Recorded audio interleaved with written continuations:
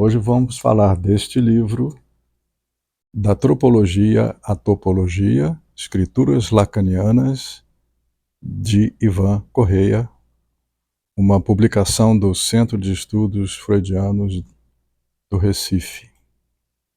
Essa capa é um pouco assustadora para quem não é muito versado em matemática. Ela é cheia de fórmulas, de matemas, e ela corresponde a esse impulso lacaniano de matematizar, de formalizar a teoria, a prática e a experiência psicanalíticas.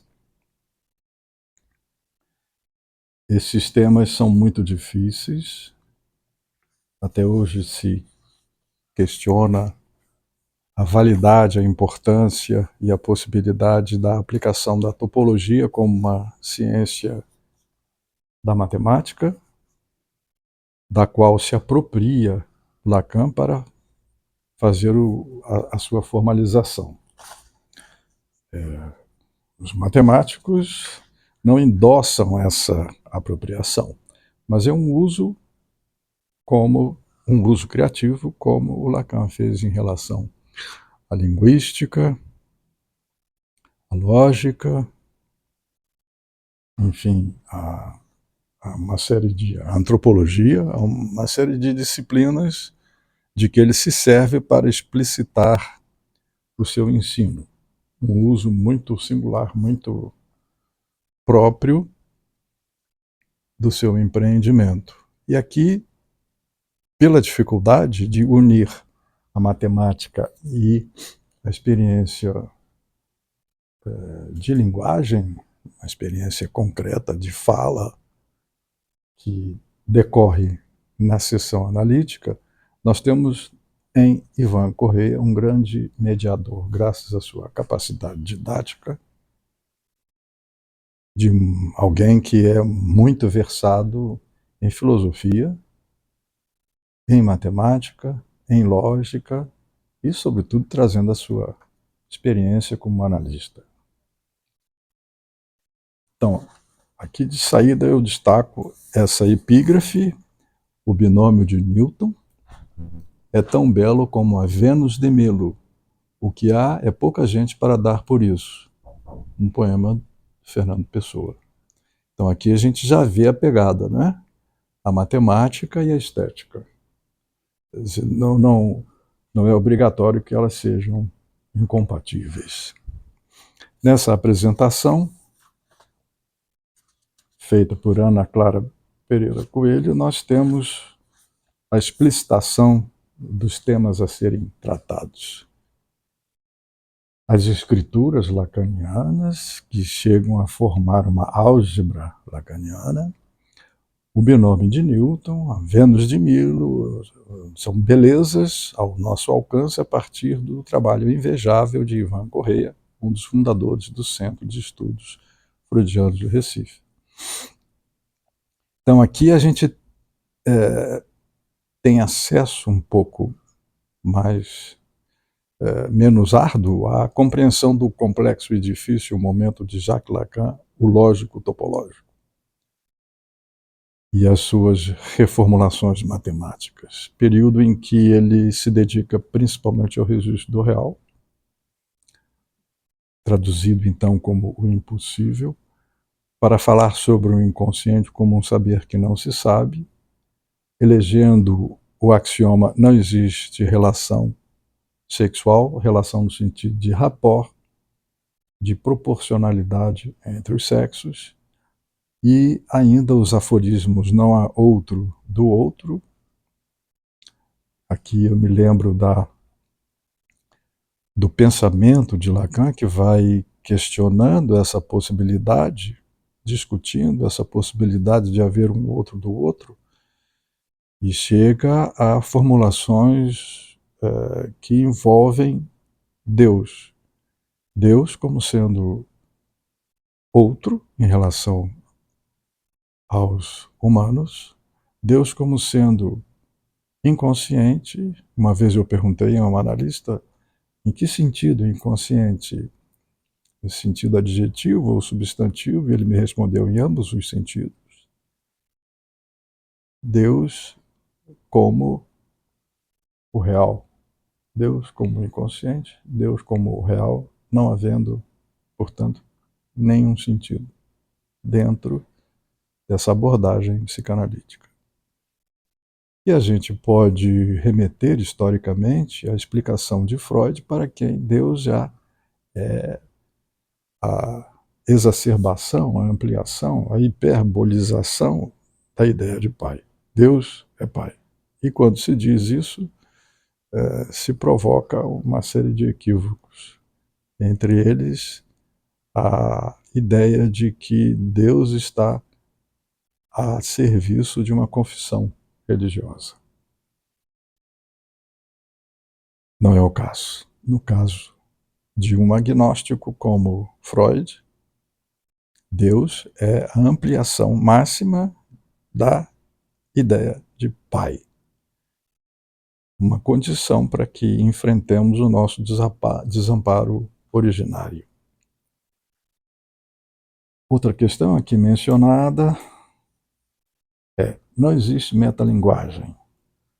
E isto discute um axioma da linguística para quem existe uma linguagem e o trato de uma linguagem objeto. Lacan faz uma ruptura com isso e assim nos esclarece a experiência clínica, sobretudo de uma figura da clínica como o obsessivo, que acredita firmemente na ideia de que há uma metalinguagem e que, por vezes, comanda a sua experiência de fala e de vida.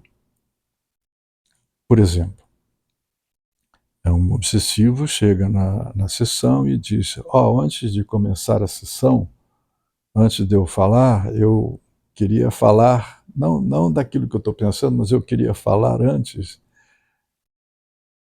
Ele já está falando. A sessão já começou há muito tempo, ele não se dá conta disso. Esse procedimento, que é vizinho de uma procrastinação, que é típica do obsessivo, não é? Esse procedimento e a convicção de que há metalinguagem é que coloca o obsessivo numa posição, digamos, confortável. Ele extrai uma vantagem de uma posição sintomática. Ele vai adiando até a exasperação.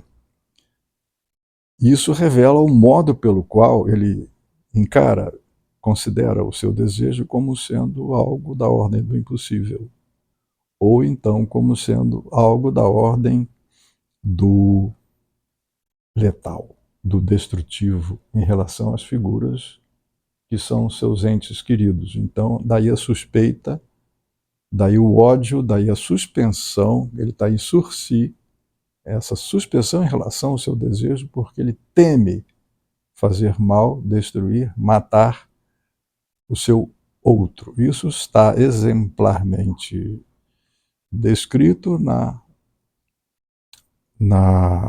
clínica freudiana com um caso paradigmático do homem dos ratos. Então, a não existência da metalinguagem pode servir como uma mediação para o acesso à compreensão desse procedimento da procrastinação do obsessivo. E ainda outro tema, o matema S de abarrado, como se o grande outro contivesse em si uma falta que nos devolve a nossa responsabilidade diante da existência. Não há, em última instância, para quem apelar. O grande outro também é faltoso. O significante da falta no outro, considerando a questão da verdade, do inconsciente, apreensível sempre como não toda. Não há possibilidade de dizer toda a verdade, até porque não existem palavras para tanto. Então, todas essas questões que são muito espinhosas exigem novos modelos científicos, todos tratados em torno da noção da nossa incompletude. E aqui vamos passar para a página 127, de onde eu extraí uma questão que é a do tempo. Esse capítulo se chama A Tempo Psicanalítico. E vamos seguir aqui a orientação do Ivan quando ele pede. Vamos ler esse texto que preparei. É um texto que se abre com uma citação em grego. É uma frase de Aristóteles. É sobre a questão do tempo. A questão do tempo, diz o Ivan, pode parecer simples, mas é muito problemática. Mesmo atualmente, nós estamos em 2003, é uma questão quase insolúvel, mesmo para os físicos e para todo mundo que pensa nela. Já Aristóteles e Platão se preocupavam com isso, tentando definir o tempo. Da mesma forma como tentavam saber o que é a verdade e defini-la. E eles também queriam saber sobre o tempo. A definição que Aristóteles encontrou para o tempo foi esta: o tempo é o número do movimento. Então, o tempo mede, é uma medida do movimento. O que significa, na visão de Aristóteles, que se não há movimento, também não há tempo. E ele chega mesmo a contar um mito quando fala disso. Um mito. O mito dos sonhadores de Sardes. Sardes é uma cidade da Ásia Menor que outrora fora a residência de Cresos, um rei, um imperador. Conta-se que um grupo de pessoas foi visitar o cemitério onde estavam sepultados os heróis gregos. Chegando lá, como estavam muito cansados da viagem, se recostaram e dormiram. Mas, mal começaram a dormir, sonharam. Tiveram um sonho relâmpago de que eles eram os heróis. Eles eram aqueles heróis que iam visitar. Vemos aí a questão da identificação. Iam visitar os heróis porque se identificavam com eles. A identificação realizou-se no sonho. Eles eram os heróis. E sendo os heróis, o que aconteceria? Se eles fossem os heróis, estariam mortos, pois só se é herói depois de morrer. O panteão é para quem já morreu. A gente só se imortaliza depois da morte. Antes da morte, somos mortais. Os imortais são aqueles que já morreram, a não ser nas academias da vida, onde os imortais estão ainda vivos. Aristóteles faz o seguinte raciocínio: os peregrinos, sonhando que estavam mortos, parados, fizeram um artifício, utilizaram um mecanismo.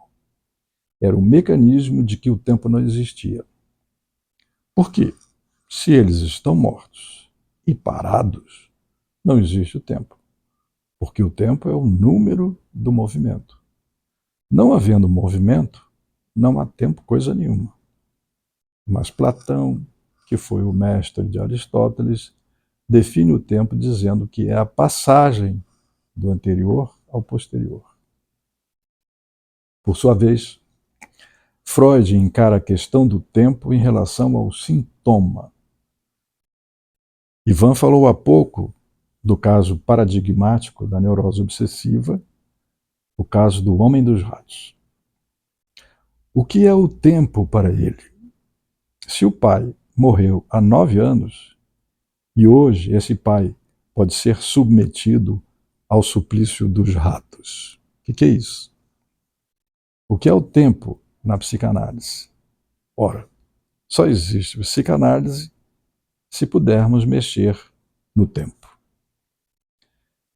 Esse suplício, o suplício que atormentava o homem dos ratos, veio de um tempo em que ele fazia o seu serviço militar e ouviu de um capitão, o capitão Cruel, que contou uma forma de tortura que era a introdução de ratos no ânus de presos ou de insubmissos.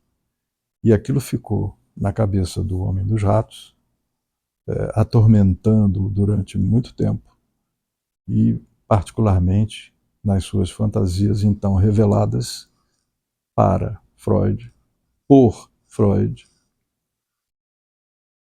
essa fantasia se dirigia a seu pai e a sua dama, a sua preferida, ou supostamente preferida, a quem ele temia ferir, maltratar, em última instância, matar. Esse é um fantasma decisivo no obsessivo que teme justamente pelo seu desejo, até mesmo de ordem sexual, matar seus entes queridos, destruir de alguma forma, pelo o expediente do ódio, né, destruir de alguma forma aqueles a quem ele mais ama. O que é que se diz do sintoma? Está ligado a quê? O sintoma está ligado às situações do passado. Todo mundo diz isso. Que há sintoma porque houve situações no passado em que as coisas não se arranjaram.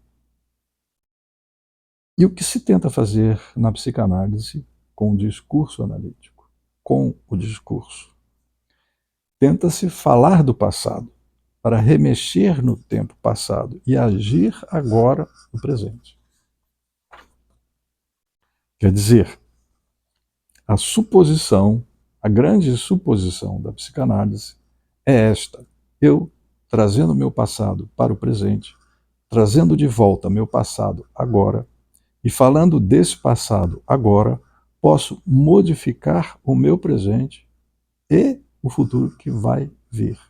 É essa a hipótese da psicanálise.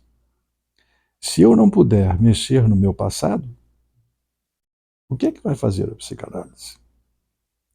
A psicanálise só será terapêutica, só será eficiente se for possível o tempo ser reversível. O tempo, do ponto de vista dos matemáticos e dos físicos, não é reversível. Representa-se o tempo em física por um vetor que segue uma trajetória linear. Nesta representação, o tempo não pode voltar. Esta irreversibilidade diz respeito ao famoso problema da seta do tempo. A representação da velocidade de um carro é um vetor que vai sempre para frente, enquanto que na psicanálise considera-se o tempo diferentemente. Freud já considerou o tempo como sendo capaz de ser reversível. Quer dizer, posso mexer num tempo já passado e fazer com que hoje eu altere o passado que está me prejudicando hoje. Certos sintomas existem por causa de ocorrências do meu passado. Falando destes acontecimentos, posso adquirir novas significações que me liberem destes sintomas e me proporcionem uma nova visão para o futuro. Diz então Freud que o inconsciente é atemporal. Situa-se fora do tempo, acrônico.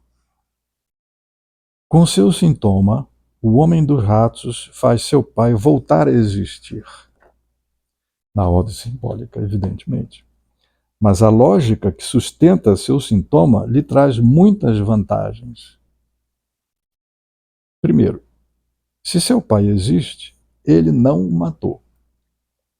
Depois, estando vivo no sintoma, o pai poderá pagar pelos erros que fez, nada menos do que sendo submetido ao suplício dos ratos. Como seu pai prejudicou a muita gente, a duas mulheres, a seu amigo do serviço militar e a ele mesmo, merece um castigo. E não há outro melhor do que o suplício dos ratos. Meu pai merece um castigo. Era esse o seu desejo. E o castigo que meu pai merece é o suplício dos ratos. Por conseguinte, no sintoma, ele ressuscita o pai. Traz o pai para o presente. E é como se o pai, naquele dia, pudesse ser supliciado e pagar o que devia. Mas, ao mesmo tempo, ele se redime. Se meu pai, hoje, pode ser submetido ao suplício dos ratos, quer dizer que eu não o matei. Meu desejo não foi assim tão poderoso que teria matado meu pai. Porque, inconscientemente, ele achava que fora seu desejo de morte que matara seu pai. Ele realiza uma série de coisas ao mesmo tempo, mexendo com o tempo, fazendo com que o tempo não tivesse passado, ou que o passado viesse ao presente. Estas questões do tempo estão muito presentes, portanto, na clínica psicanalítica.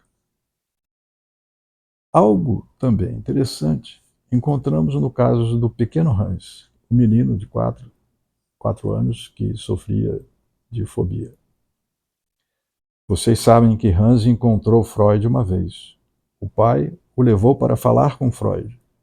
E quando chega lá, Freud conta uma história para ele sem pé nem cabeça. Freud diz que foi isso que fez Hans se curar da fobia. A fobia se desenvolveu e, para que não pairasse qualquer dúvida, Ivan cita o termo em alemão, Abzuwiegeln. A fobia se desenvolveu. É um tratamento que está na contramão do furor terapêutico, da tentativa de você curar muito rapidamente qualquer sintoma, impedindo que ele se decline, impedindo que ele se desenvolva, que ele se desenrole. E isto sim seria uma resistência, mas não do paciente ou do analisante, e sim do analista. A fobia se desenvolveu e isso foi feito através dessa interpretação do Freud, que contou para ele uma história sem pé nem cabeça, lançando mão do grande mito da humanidade. Qual foi a história que Freud contou? Eu relembrei a Hans o grande mito da humanidade, o mito de Édipo. E como é que Freud contou este mito? Antes que tu nascesses, eu já sabia e disse para o teu pai que quando tu nascesses, ias ter uma grande raiva dele, um grande ódio dele, um grande amor por tua mãe. Antes que tu nascesses, eu já sabia. Antes de nascer, já sabia? Quando Hans sai, pergunta ao pai: o professor fala com Deus para saber essa história de antes de eu ter nascido? Vejam como Freud trata o tempo de uma maneira inteiramente ilógica. Revira o tempo e faz com que uma coisa futura já esteja no presente. Mas o que acontece? É que Hans vai utilizar essa mesma formulação de Freud. Produziu-se uma identificação a Freud, o que foi considerado um caminho para a cura. Então, a identificação que um analisante faz com o seu analista não é necessariamente algo a ser desprezado. É um caminho para a cura, lembra Ivan Correia.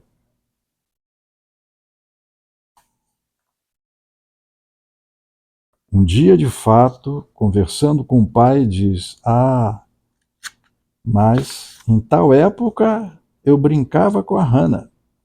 Hannah era sua irmãzinha. E o pai diz: "Mas nesse tempo a Hannah nem estava ainda na caixa da cegonha." Quer dizer, a mãe nem sequer estava grávida ainda de Hannah. "Ah, não, mas eu já brincava com ela no jardim, mesmo antes dela estar na caixa da cegonha." Quer dizer, mesmo antes dela ser gerada, eu já brincava com ela aí no jardim. Hans adota a mesma lógica em relação ao tempo. De fato, pode-se fazer com o tempo o que se quer. Eu li há pouco tempo um depoimento de um artista que dizia que ele queria era esculpir o tempo. Era a sua pretensão. Em outra ocasião, Hans viu uma calcinha da mãe estendida no varal. Começou a fazer cena, a cuspir, a dizer "eca, eca." O pai pergunta se ele já tinha visto sua mãe trocando de roupa ou vestindo aquela calcinha.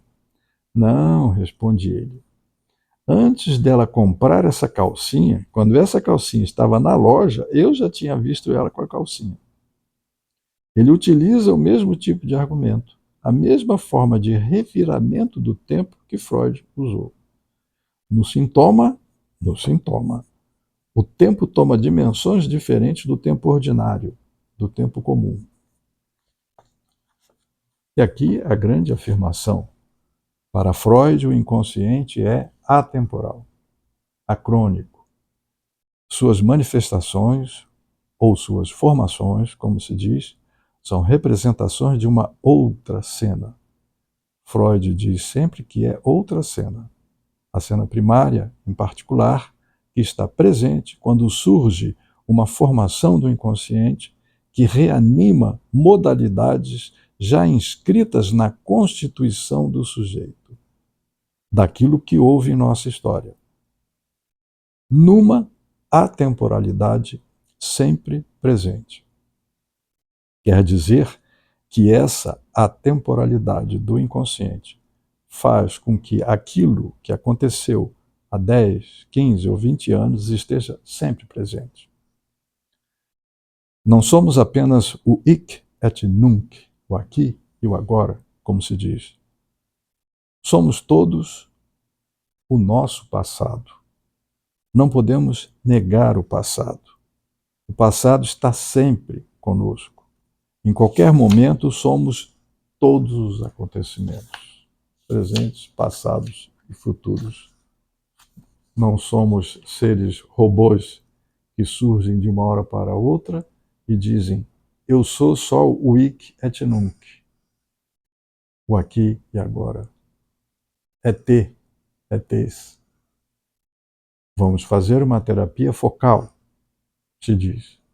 Vamos tratar só do aqui e agora, quando há todo o passado, que não se pode jogar fora como uma casca, como as cobras fazem. A nossa vida está sempre toda presente no aqui e agora. O passado está todo aí.